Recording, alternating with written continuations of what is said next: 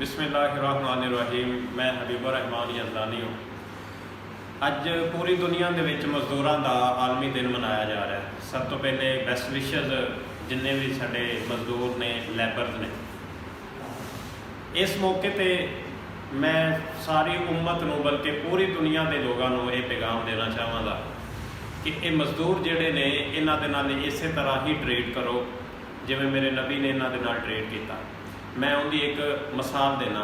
हज़रत ज़ैद बिन हारसा रज़ी अल्लाह तआला अन्हु उन्होंने जो छोटे ही तो उन्होंने घरों या बाजार के विचों किसी ने उन्होंने अगवा कर लिया। वो वेखदा वेखदा मेरे नबी के कोल आ गया तो जो उनका बाप हज़रत हारसा उन्होंने लैन आए तो मेरे नबी ने कहा तुसीं इहनूं लै जाओ, मैं तो कुछ भी नहीं लैना।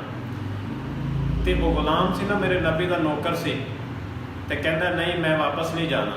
दुनिया का शायद पहला वो गुलाम सी जिन्हें कहा सी मैं वापस नहीं जाना, मैं अपने आका के कोल रहना है। इस तरह साढ़े भी लोगों के वास्ते एक मॉडल है मेरे नबी की जिंदगी कि वो अपने नौकरों के नाल, अपने गुलामों के नाल इस तरह ट्रीट करो कि वो तुहाडे नाल उन्ना ही बदले दे विच प्यार कर। लेकिन अनफॉर्चुनेटली साढ़े मुआशरे दे विच की है, असी तो जनाब किसी की मजदूरी नहीं देते।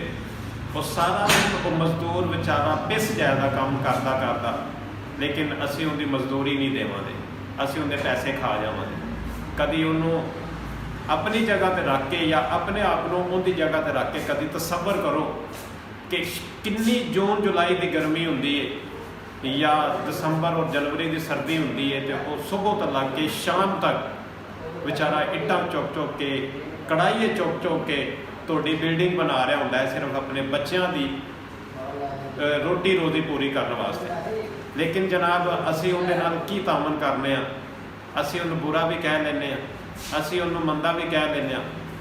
मैं तो इस तरह के लोग भी इस मुआशरे के विच वेखे जिन्हों ने अपनी सारी जवानी मजदूरी वास्ते ला दी है। जो उन्होंने जिसम के विच उन्नी ताकत नहीं रह गई तो उन्होंने कोई मजदूरी तो नहीं रखता, उन्होंने गल्लां करते हैं। काम करने वास्ते भी तो उस बंदे को रखा जाएगा ना कि जिहड़ा काम करेगा। मैं एक ऐसे बजुर्ग की तुहानूं गल सुनाना, उन्दियां 5 बेटियां ने तो सुबह मजदूरी करने वास्ते निकलता है। हुण सिर के बाल भी सफेद हो गए ने, दाढ़ी के बाल भी सफेद हो गए ने, हुण उन्नी एनर्जी नहीं रही जिसम दे विच, उन्ना वो काम नहीं कर सकता। तो सारे मजदूरों को मजदूरी मिली है दी, लेकिन वो बुढ़ा जिहड़ा बाप है ना 5 बेटियां का, वो खाली हाथ ही वापस लौट के ते घर जा रहा है। तो रास्ते के यही सोचता जा रहा है कि अज मैं अपनी बेटियां को जाके की दसांगा कि अज मैनू किसी ने काम तो नहीं रखा, मजदूरी तो नहीं लाया।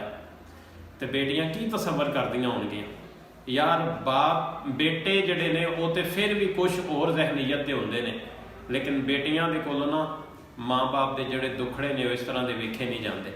लेकिन वो इत्थों तक कहता जी मैं गरीब हाँ, तो मैं गरीब हाँ तो मेरे को तो किसी ने मेरी बेटी का रिश्ता भी नहीं लेना। ये साडे मुआशरे का एक हिस्सा ने, एक पार्ट ने। मेरी पूरी उम्मत वास्ते, पूरी दुनिया के लोगों वास्ते एक अपील है कि इन्हां दे नाल तामन करया करो।